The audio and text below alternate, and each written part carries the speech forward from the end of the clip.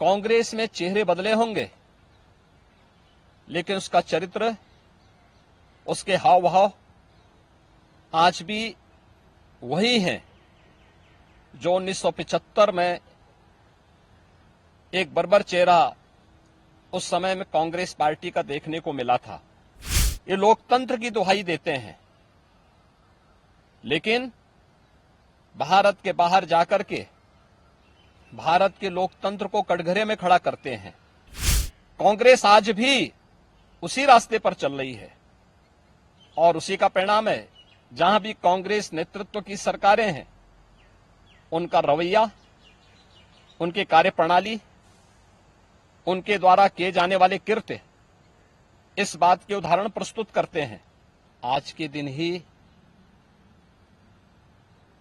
देर रात्रि में हुआ था जब कांग्रेस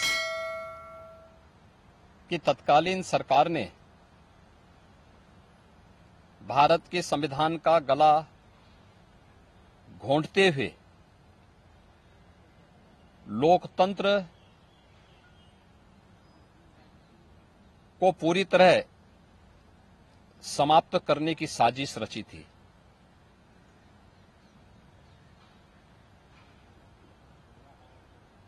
पच्चीस जून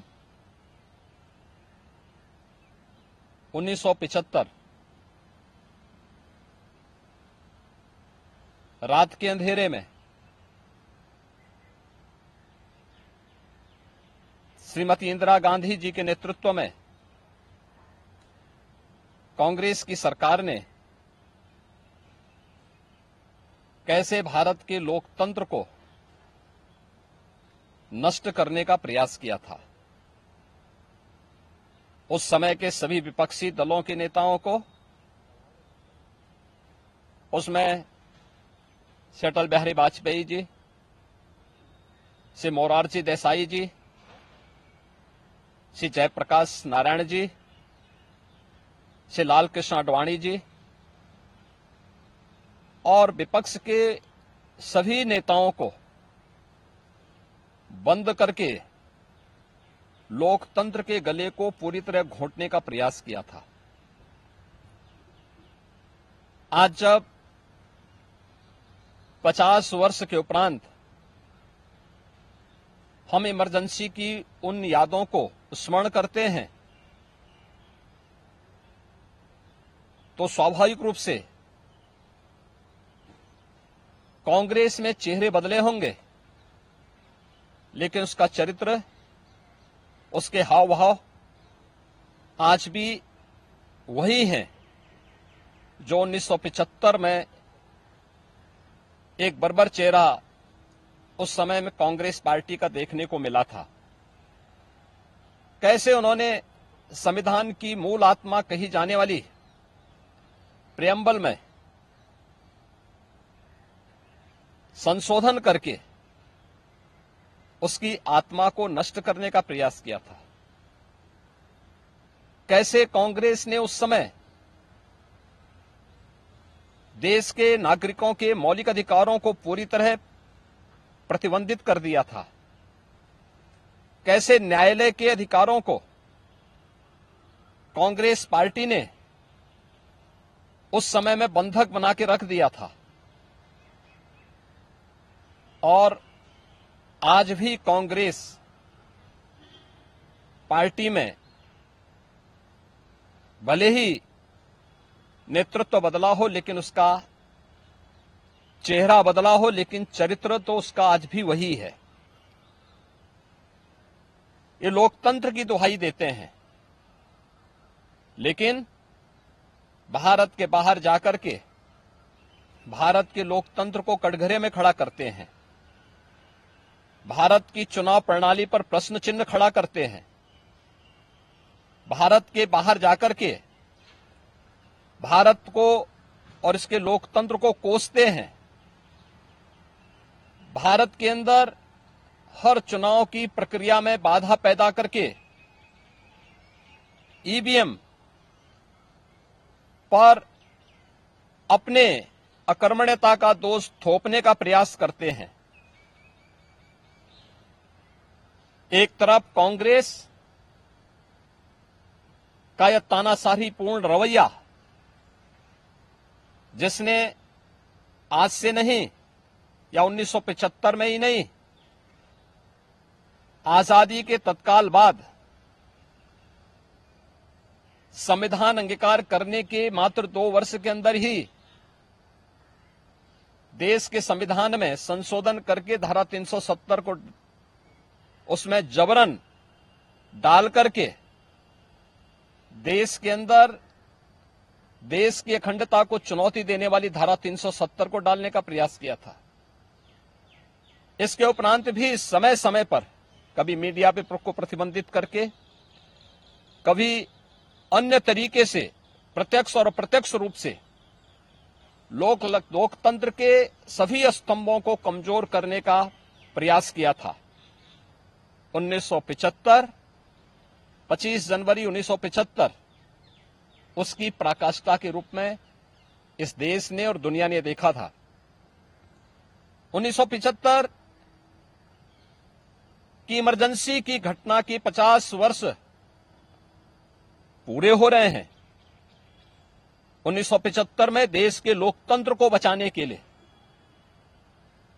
संविधान को फिर से बहाल करने के लिए, नागरिक अधिकारों की रक्षा करने के लिए जिन लोगों ने जेल की यातनाओं को सहा था, जिन लोगों ने उस कालखंड में लोकतंत्र के लिए अपना सर्वस्व न्यौछावर करने का कार्य किया था, हमें आश्चर्य होता है कि उनकी वर्तमान पीढ़ी उसी कांग्रेस की गोद में बैठ करके देश को फिर से कांग्रेस की तानाशाही और लोकतंत्र विरोधी, संविधान विरोधी तंग दायरे की ओर धकेलने का कुत्सित प्रयास कर रही है। कांग्रेस आज भी उसी रास्ते पर चल रही है और उसी का परिणाम है। जहां भी कांग्रेस नेतृत्व की सरकारें हैं, उनका रवैया, उनकी कार्यप्रणाली, उनके द्वारा किए जाने वाले कृत्य इस बात के उदाहरण प्रस्तुत करते हैं। उनके जो सहयोगी हैं, बंगाल में टीएमसी है, केरल के उनके सहयोगी हैं, या तमिलनाडु के उनके सहयोगी हैं, या कांग्रेस नेतृत्व की सरकारें जहां कार्य कर रही हैं, उनकी कार्यपद्धति को आप देखें। जो लोग जनता को गुमराह करके संविधान के नाम पर संसद की कार्रवाई को बाधित करने का प्रयास कर रहे हैं, वे लोग कभी अपने गिरेबान में भी झांक के देखें। क्या उन्होंने सही मायने में संविधान का पालन किया था? क्या ये सच नहीं कि देश की संसद में कांग्रेस के एक वरिष्ठ नेता ने वहां पर जिस प्रकार का आचरण किया था, एक बिल को संसद के फ्लोर पर ही किस तरीके से अपमानित करने का काम किया था, वहां फाड़ने का काम किया था, ये क्या किसी से छुपा हुआ है? या अन्य अनेक ऐसे कृत्य जिसने लोकतंत्र को कमजोर किया है और लगातार देश के लोकतंत्र को कमजोर कर रही है, ये सभी कांग्रेस के वे कृत्य हैं जिसके लिए कांग्रेस को यह देश कभी माफ नहीं करेगा। कांग्रेस पार्टी को और कांग्रेस की इस तानाशाही में प्रत्यक्ष और अप्रत्यक्ष रूप से सहभागी बने उन सभी राजनीतिक दलों को भी, जिनका उदय ही देश के अंदर कांग्रेस के खिलाफ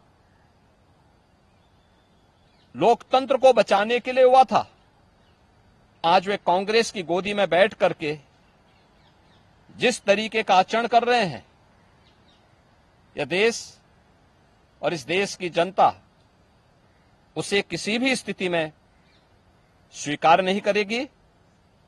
कांग्रेस को और कांग्रेस के इन सभी सहयोगियों को, जिन्होंने लोकतंत्र को कमजोर किया है, संविधान के प्रावधानों को समय समय पर मानने से इनकार किया है, इसके लिए आज इमरजेंसी की 50 वर्ष पूरे होने पर इन्हें देश की जनता से माफी मांगनी चाहिए अपने इस कृत्य के लिए और अपने न केवल चेहरे को बल्कि चरित्र को देश के संसदीय लोकतंत्र के अनुरूप ले जाने के लिए अपने आप को तैयार करना चाहिए।